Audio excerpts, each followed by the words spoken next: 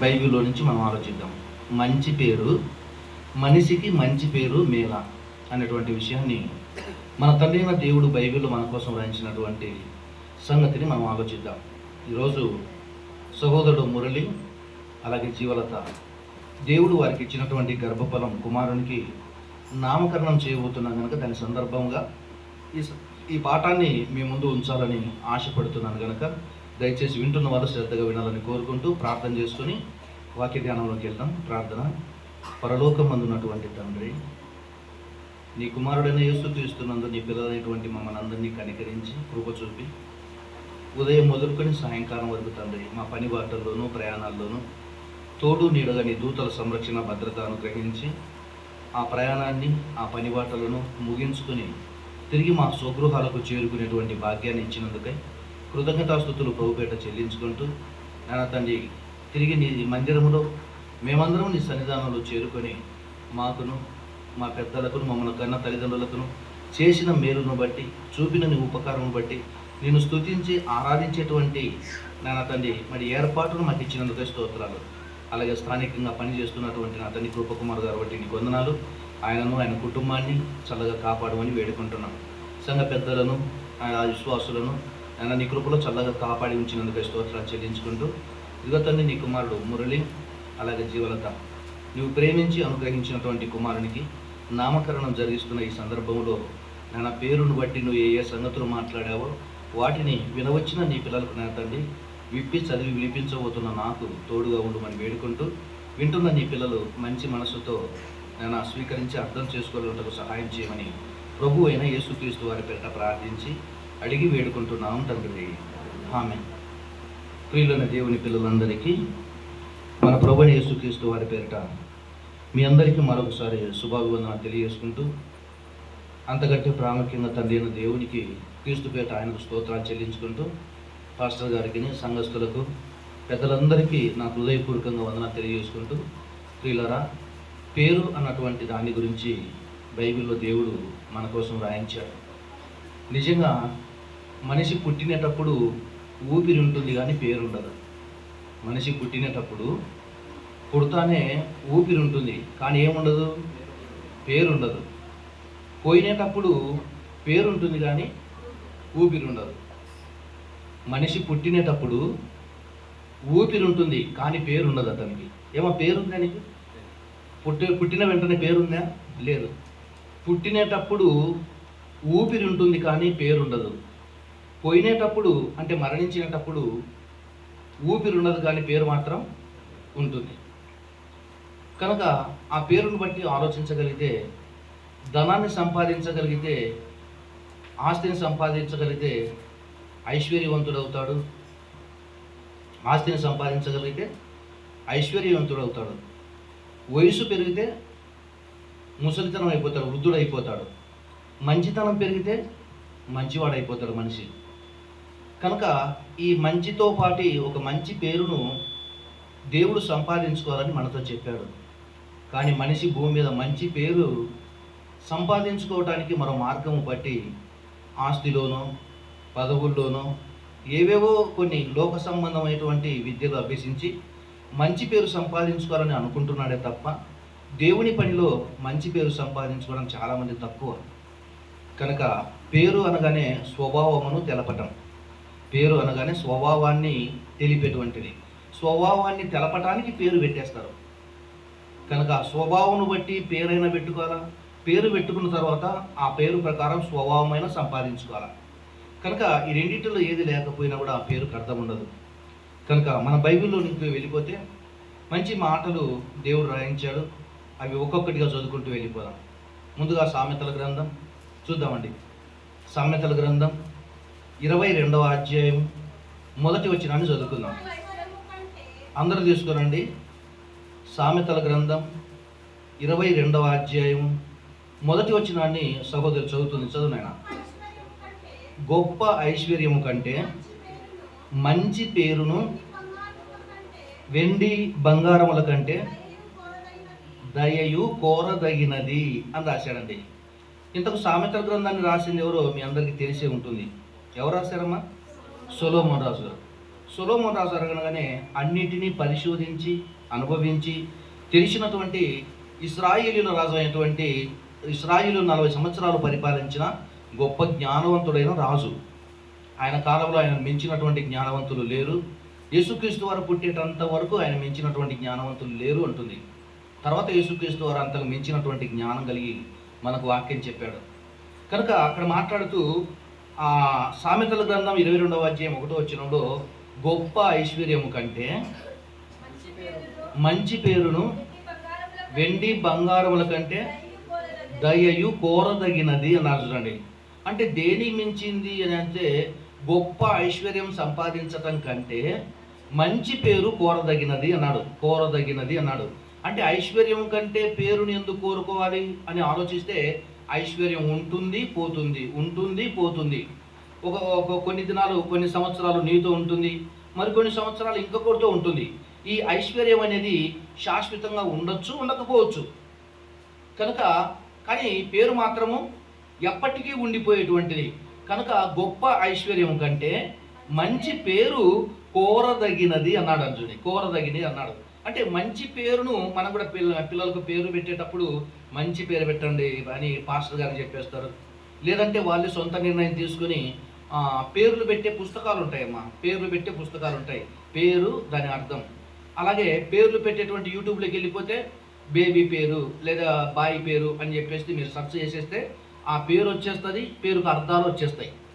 కనుక పేరు పెట్టుకోవటంలో ఏ పేరు పెట్టుకోవాలా అని చెప్పేసి ఇంట్లో ఉన్నటువంటి పెద్దలు, అంతకు మునుపు ఉన్నటువంటి పూర్వీకులు, ప్రస్తుతం ఉన్నటువంటి వాళ్ళను, ప్రస్తుత సమాజంలో ఏ పేరైతే బాగుంటుంది అని అటు తల్లిదండ్రులు, అలాగే వారి తల్లిదండ్రులు, అలాగే బంధువులు వీరందరూ కలిసి ఒక మంచి పేరు పెట్టాలని చెప్పేసి అలా బైబిల్ను వెతుకుతారు, యూట్యూబ్ను వెతుకుతారు, అలా వాళ్ళ బంధువుల పేర్లు వెతుకుతారు, పితరుల పేర్లు వెతుకుతారు. అలా వెతికి ఒక మంచి పేరు ఎలాగో సెలక్షన్ చేసుకుని ఈ పేరు పెట్టండి అని చెప్పేస్తారు. మంచిది. ఎంతమంది ఆలోచించారో చూడండి. పేరు కోసం ఎంతమంది ఆలోచించారంటే అంతమంది ఆలోచించారు. అందుకే ఇది తెలిసినటువంటి సొలొమోను రాజు గారు అన్నటువంటి మాటది. గొప్ప ఐశ్వర్యం కంటే మంచి పేరు వెండి బంగారముల కంటే దయయు కోరదగినది అన్నాడు. అదే ప్రసంగి గ్రంథంలో అదే సొలొమోను రాజు గారు ప్రసంగి గ్రంథం 7వ అధ్యాయము దయచేసి మొదటి వచనాన్ని కూడా చదువుదాం. సుగంధ తైలము కంటే మంచి పేరు మేలు అన్నారు. చూడండి, సుగంధ తైలము కంటే మంచి పేరు అంటే మంచి పేరు కోరదగినది, మంచి పేరు మేలు అని చెప్పాడమ్మా. రైట్. ఇంతకు ఈ పేరు అనేది శరీరానికి సంబంధించినదా, ఆత్మకు సంబంధించిందా? ఇప్పుడు మనం పేరు పెట్టేద్దామమ్మా. పేరు పెట్టేస్తాం. పేరు పెట్టిన తర్వాత పెట్టే ఈ పేరు శరీరానికి పెడుతున్నామా, శరీరంలో ఉన్నటువంటి ఆత్మకు పెడుతున్నామా అనేది మనం ఆలోచిద్దాం. ఏమా? కనుక పేరు పెట్టేటప్పుడు ఈ పేరు దేనికి సంబంధించింది? ఆత్మకు అందామా, అయితే శరీరాన్ని పిలిచరా? పోనీ శరీరానికి అందామా, ఆత్మకు వర్తించదా అని మనం ఆలోచిస్తే ఇందులో ఒక ఉదాహరణ తీసుకోవాలి. ఒకవేళ ఆత్మకు అన్నాం అనుకోండి, శరీరాన్ని చూసి పిలవరా? నా పేరు యోసేపు అండి, యోసేపు. ఇప్పుడు నన్ను ఏమంటారు చెప్పండి? నా రూపాన్ని చూస్తానే చిన్న యోసేపు. అయ్యగారు అంటున్నారు ఎప్పుడు నన్ను పరిచయం చూశాడంట, కానీ నాకైతే గుర్తులేదండి. నాకు గుర్తులేదు, ఎందుకంటే ఎంతో చూస్తుంటాం కాబట్టి గుర్తులేదు. కొందరు గుర్తు పెట్టుకుంటారు. నా పేరు యోసేపు.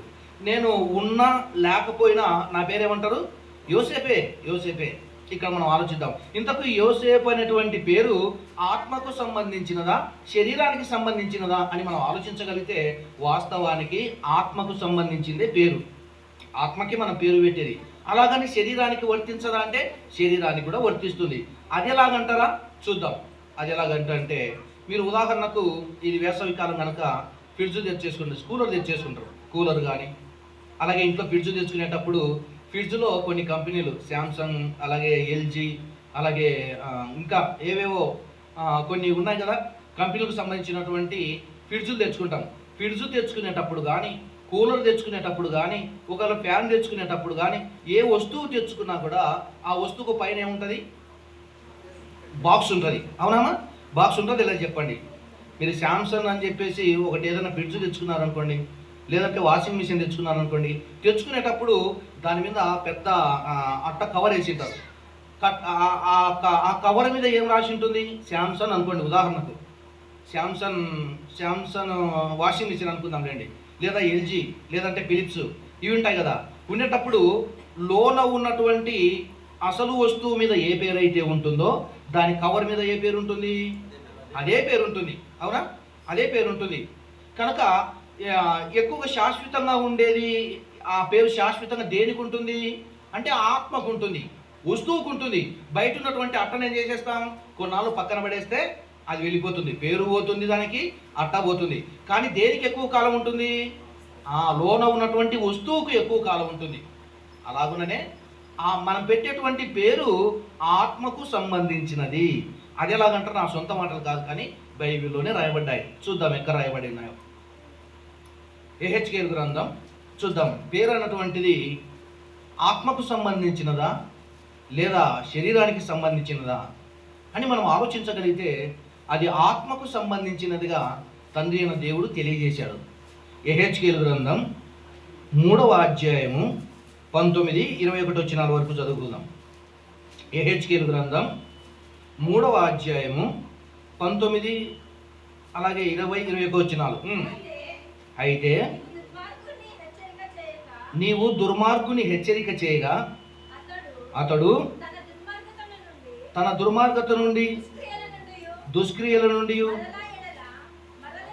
మరలిన ఎడల అతడు తన దోషమును బట్టి మరణం అవును గాని నీవు ఆత్మను తప్పించుకుందువు అని చెప్పి పుట్టినట్లు ఒక మాట ఉంది. ఏముందమ్మ అక్కడ? అయితే నువ్వు మరణం అవుదు గాని ఆత్మను తప్పించుకుందు అన్నాడు. తర్వాత చదువమ్మా. మరియు చదువు.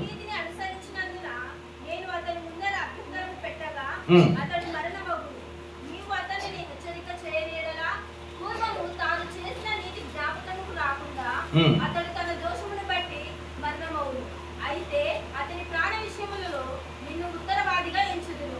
అయితే పాపము చేయవలదని నీతి గల వాణిని నువ్వు హెచ్చరిక చేయగా అతడు హెచ్చరింపబడి. అక్కడ మాట్లాడుతూ పేరు అన్నటువంటిది ఆత్మకు సంబంధించినది.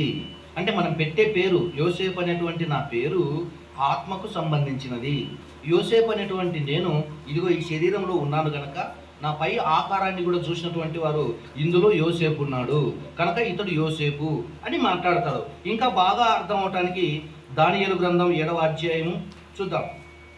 దానియేలు గ్రంథం 7వ అధ్యాయము 16వ వచనాన్ని చూద్దాం. ఏమా? నేను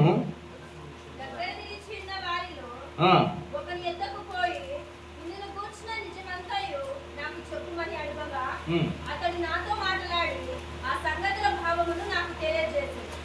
ఎట్లనగా ఈ మహా జంతువులు 4 ఏళ్ల నుండి లోకమందు ప్రభుత్వము చేయబోవు నలుగురు రాజులను సూచించుచున్నారు. అది కాదమ్మా. దానియేలు అను నా శరీరమందు నేను అని మాట్లాడుతూ ఓ మాట మాట్లాడతాడమ్మా. దయచేసి అది అక్కడ కాదు కానీ దానియేలు గ్రంథములో దానియేలు అనేటువంటి నేను నా శరీరములో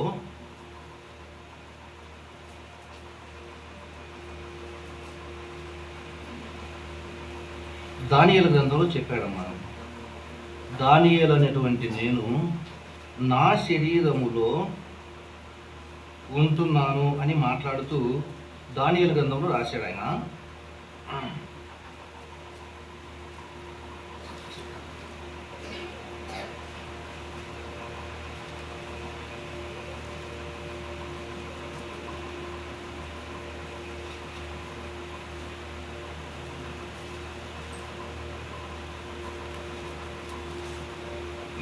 ఏడవ అధ్యాయము 15 వచ్చిన చదివామ్మా.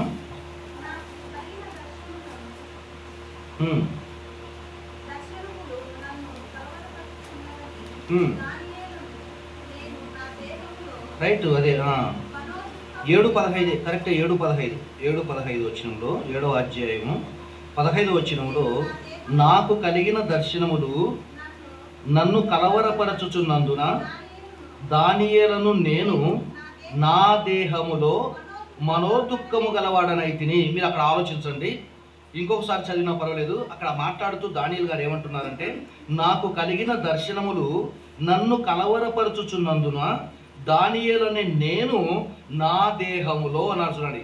దానియేలు అనే నేను నా దేహములో అంటున్నాడు. అంటే దానియేలు అనేటువంటి పేరు ఆత్మకు సంబంధించినది.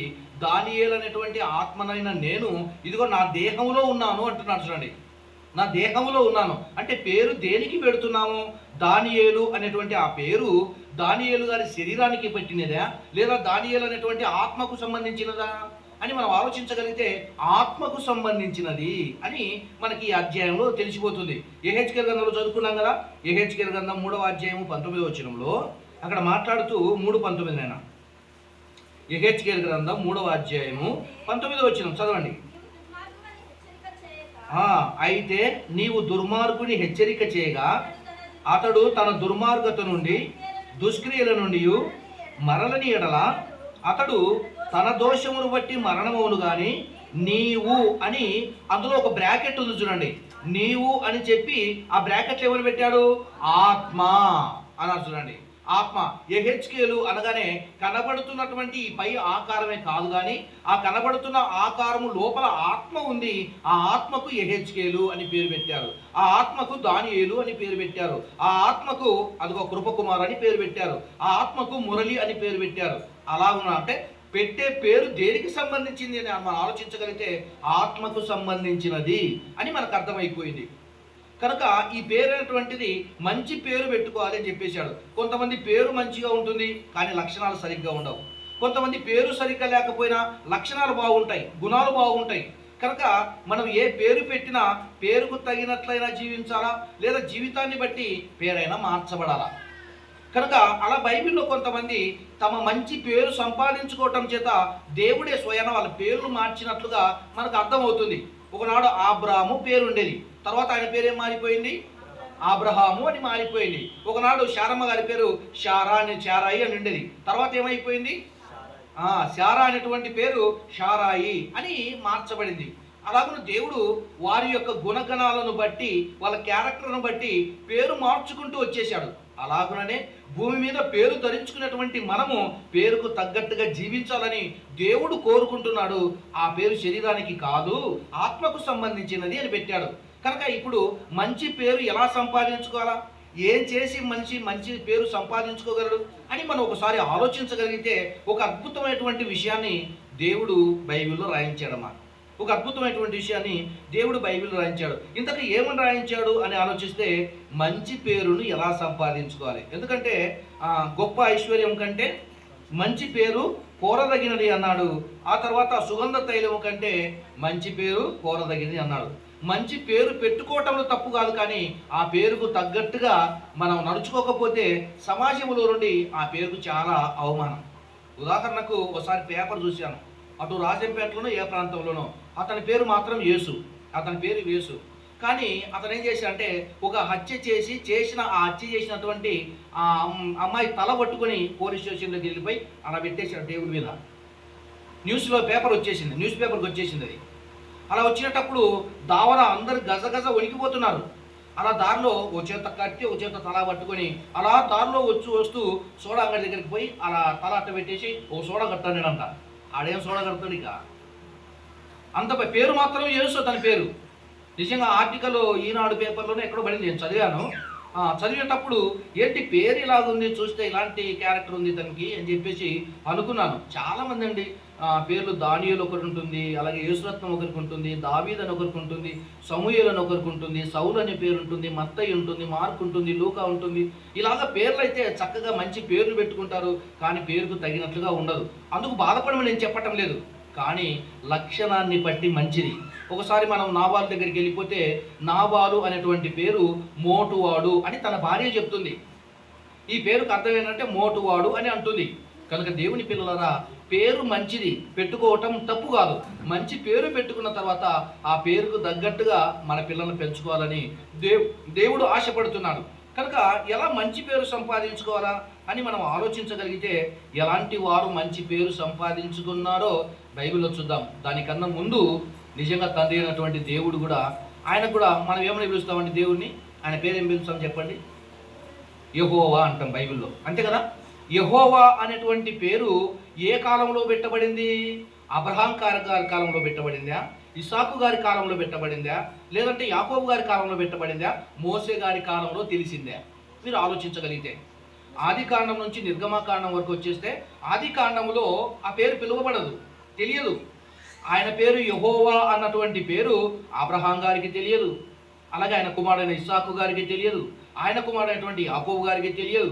తెలియకోకుండానే ఐగుప్తు దేశంలో 400 సంవత్సరాలు వాళ్ళు ఉన్న తర్వాత అప్పుడు దైవజనుడైనటువంటి ప్రవక్త అయినటువంటి మోషే గారు, అయ్యా నువ్వేమో ఐగుప్తు దేశంలోకి వెళ్ళిపోయి ఇశ్రాయేలును తీసుకొని రమ్మని చెప్తున్నావు, నువ్వు పంపావని వాళ్ళ దగ్గరికి వెళ్ళిపోగానే నిన్ను ఎవరు పంపారంటే మీ దేవుడు పంపాడయ్యా, మీ పితరుల దేవుడు పంపాడు అని అనగానే ఆయన పేరేదో చెప్పు అని అడుగుతారు. కనుక నీ పేరు నాకు కూడా తెలియదు, మోసే అనేటువంటి నాకు కూడా నీ పేరు తెలియదు. వాళ్ళు ఒకవేళ పేరు అడిగితే నేనేం చెప్పమంటా వాళ్ళకు అన్నాడు. అంటే అప్పుడు దేవుడు కూడా ఒప్పుకున్నాడు, ఇంతకు నేను అబ్రహాము గారికి కానీ ఇస్సాకు గారికి కానీ యాకోబు గారికి కానీ యెహోవా అన్నటువంటి పేరు వాళ్ళకు తెలియదు. ఆ పేరుతో నేను వాళ్ళకు పరిచయం కాలేదు. మరి ఏ పేరుతో పరిచయం అయ్యాడంటే సర్వశక్తి గల దేవుడను అనేటువంటి పేరుతో మాత్రమే వాళ్ళకు పరిచయం అయ్యాను, కానీ యెహోవా అన్నటువంటి పేరు వాళ్ళకు తెలియదు అని మాట్లాడతాడు. చూద్దాం ఆ మాట నిర్గమాకాండము చూద్దామండి. నిర్గమాకాండము 6వ అధ్యాయము, నిర్గమాకాండం 6వ అధ్యాయము 3వ వచనాన్ని చదువుదాము. ముందుగా 3వ అధ్యాయము 13-14 చదువుకుందామమ్మా.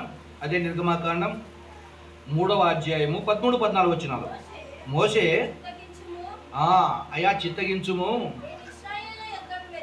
నేను ఐగుప్తు దేశంలో ఉన్నటువంటి ఇశ్రాయేలు వద్దకు వెళ్ళి ఆ ఇశ్రాయేలును నేను చూసి మీ పితరుల దేవుడు మీ యొద్దకు నన్ను పంపెనని నేను వారితో చెప్పగా వారు ఆయన పేరేమని అడిగిన ఎడల వారితో నేనేం చెప్పమంటావు, నాకు కూడా తెలియదు నీ పేరు, నీ రూపాన్ని చూడలేదు, నీ పేరు తెలియలేదు, కానీ నువ్వు పంపమన్న చోటికి నేను వెళ్తున్నాను. అక్కడికి వెళ్ళిపోయిన తర్వాత అదిగో ఆ ఇశ్రాయేలీనటువంటి వారు ఇప్పటికే 400 సంవత్సరాలుగా పనిలో మగ్గిపోయి ఐగుప్తీయుల చేతుల్లో బానిసలుగా పని చేస్తున్నారు. అక్కడికి వెళ్ళిపోయి మీ పితరుల దేవుడు మీ దగ్గరికి నన్ను పంపాడు, నాతో రండి అని చెప్పగానే ఆయన పేరేదో చెప్పు అని అడుగుతారు.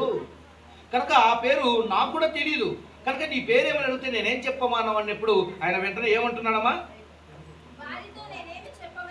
వారితో నేనేమి చెప్పవలెనని దేవుని అడిగాను.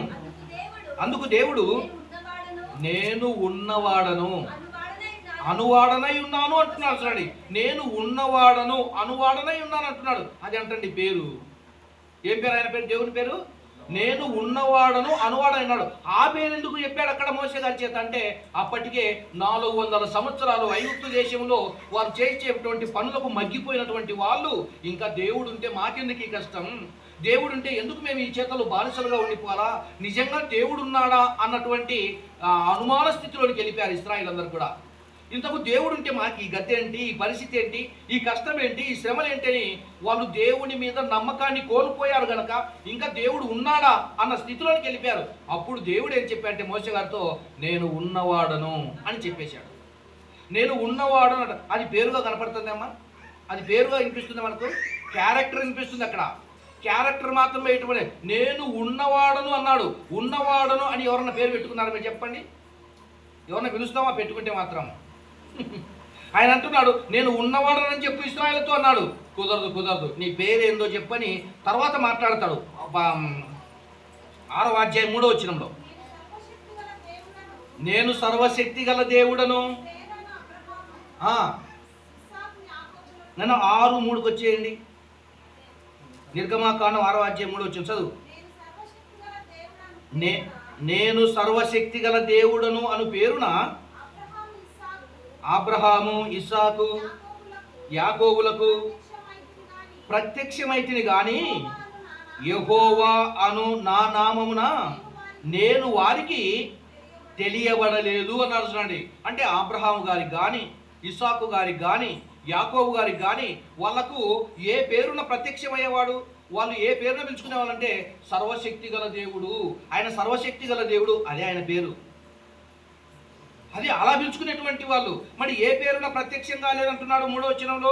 మరియు దేవుడు మోషేతో ఇట్లా నేను యెహోవాను, నేను సర్వశక్తి గల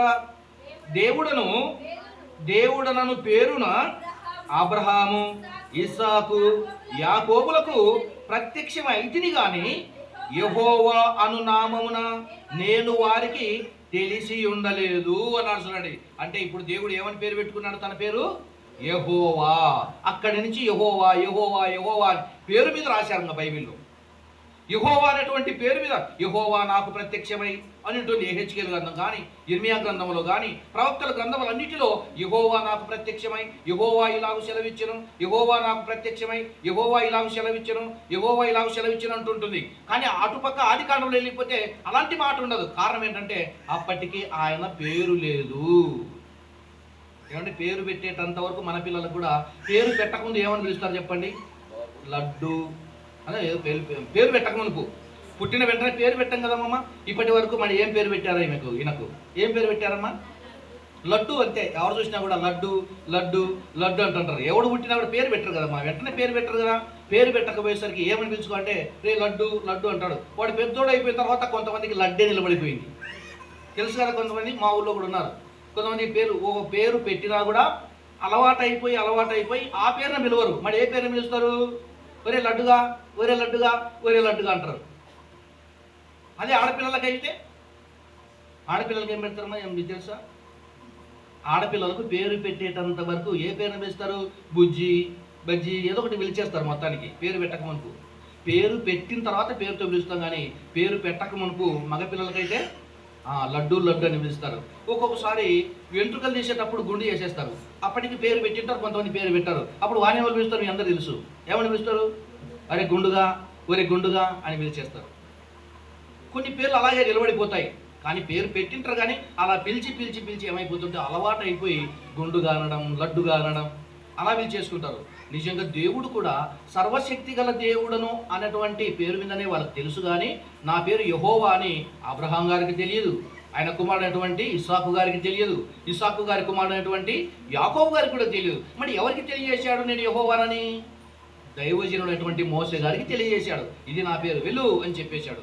అప్పటి నుంచి యెహోవా అనేటువంటి పేరు చేత ప్రవక్తలందరూ కూడా ఆ పేరు మీదనే మాట్లాడుతూ వచ్చేశారు. ఏమా ఇప్పుడు అర్థమైపోయింది. ఇంతకు మంచి పేరు ఎలా సంపాదించుకోవాలా అని మనం ఆలోచించగలిగితే ఆ మంచి పేరును బట్టి ఎలాంటి లాభం కలుగుతుందో మనం ఆలోచిద్దాం. అలా మన బిడ్డలకు మంచి పేరు పెట్టుకొని ఆ పేరు ప్రకారం పిల్లలను పేర్చుకుందాం. అపోస్తుల కార్యములు చూద్దాం.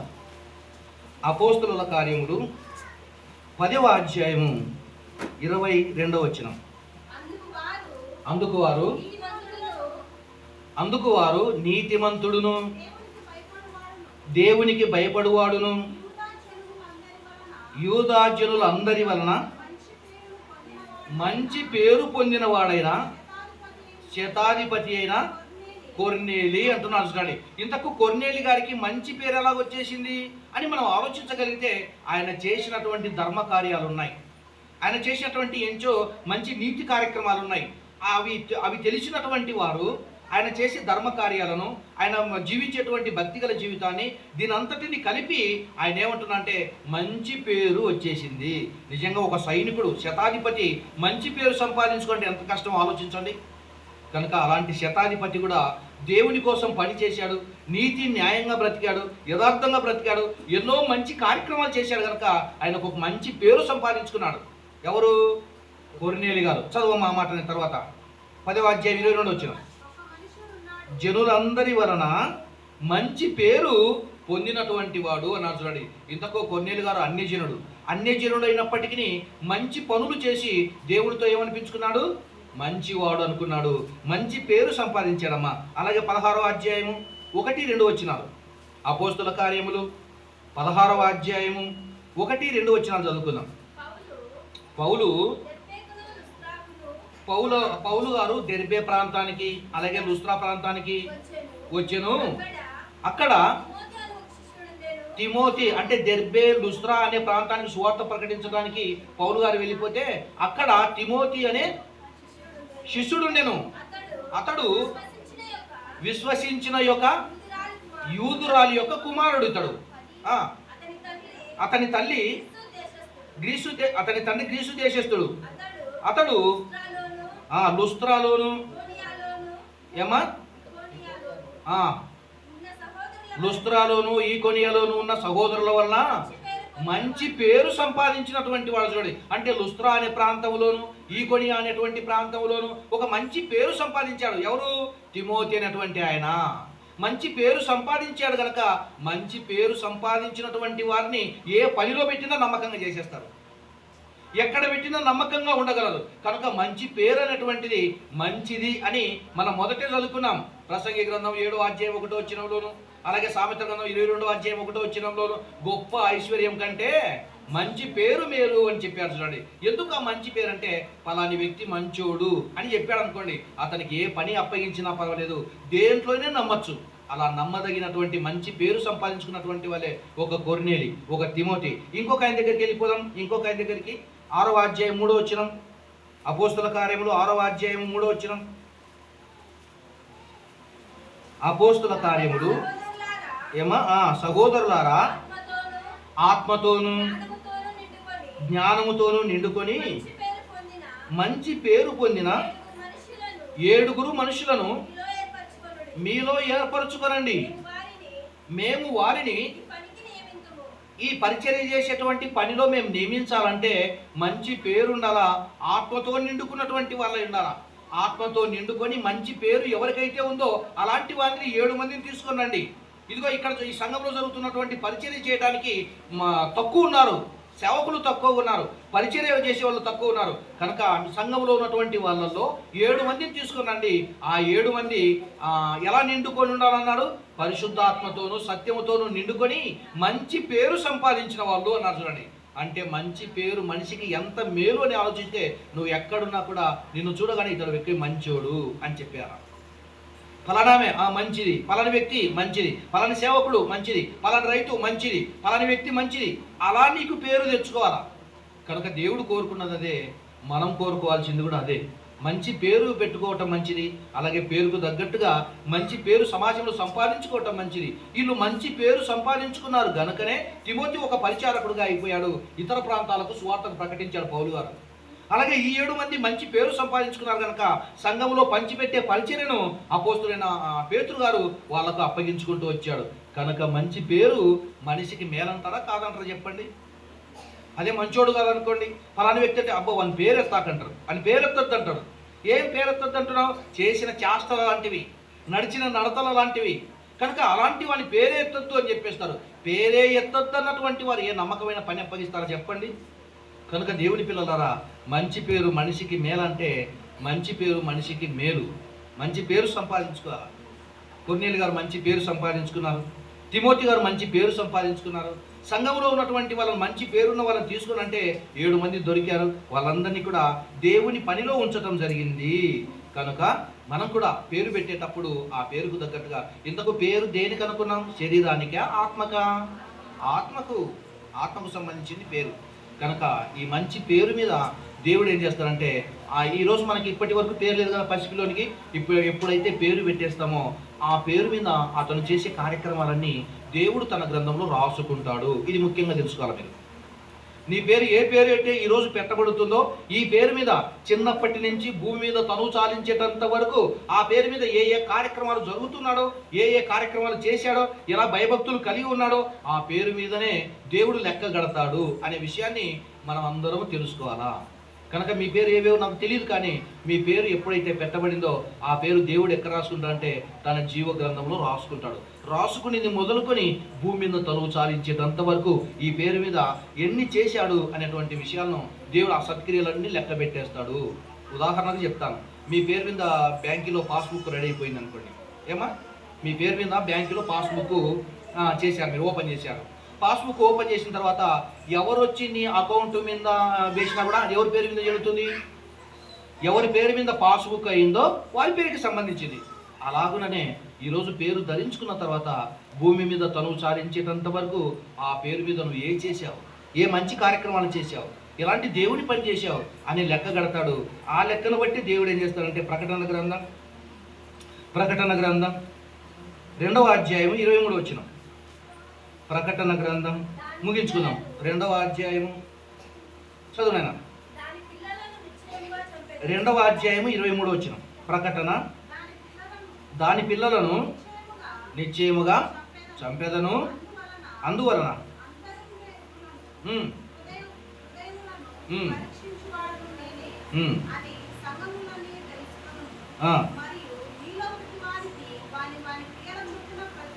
అది సంగతి. వాని క్రియల చొప్పున ప్రతిఫలం ఇస్తాను అని చెప్పాడు చూడండి. అంటే నువ్వు ఏ పేరు మీద నీ పేరు పెట్టబడిన తర్వాత, ఇదిగో నా పేరు మీద ఈ పరిచయం చేయండి, ఇదిగో ఈ సేవ చేయండి, ఇదిగో ఈ మంచి పని కోసం ఉపయోగించండి అని నీ జీవిత కాలాన్ని కానీ, అలాగే నీ కష్టార్జితమైనటువంటి కష్టాన్ని కానీ దేవుని పని కోసం నువ్వు వాడితే నీ పేరు మీద దేవుడు సత్క్రియలన్నిటినీ రాసుకుంటాడు.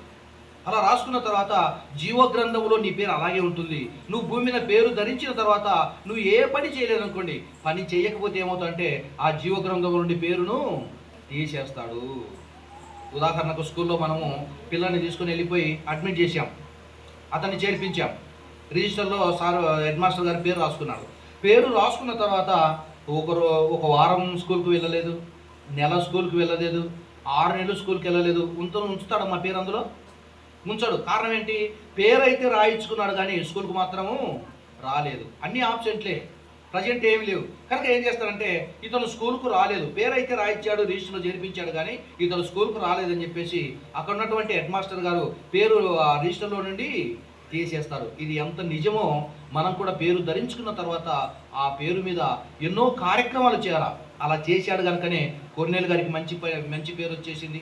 అలా చేశాడు కనుకనే తిమోతి గారికి మంచి పేరు వచ్చేసింది. అలా చేశాడు కనుకనే అపోస్తులైన పౌలు గారికి మంచి పేరు వచ్చింది.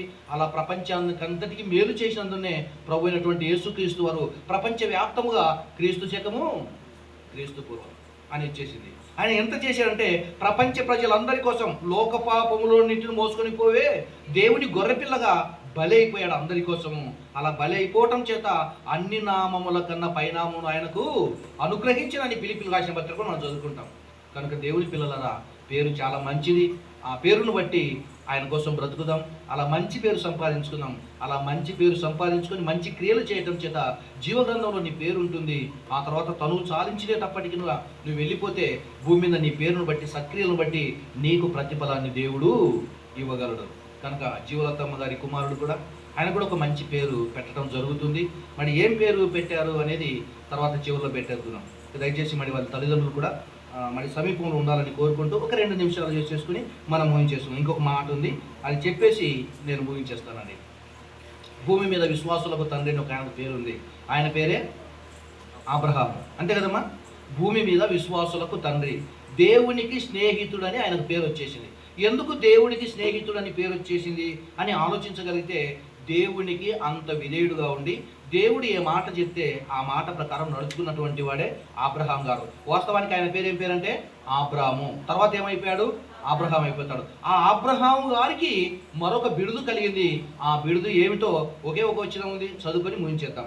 యాకోబు గారు రాసిన పత్రిక 2వ అధ్యాయం 23వ వచనం. యాకోబు గారు రాసినటువంటి పత్రిక 2వ అధ్యాయము దయచేసి 23వ వచనం చివరి మాట.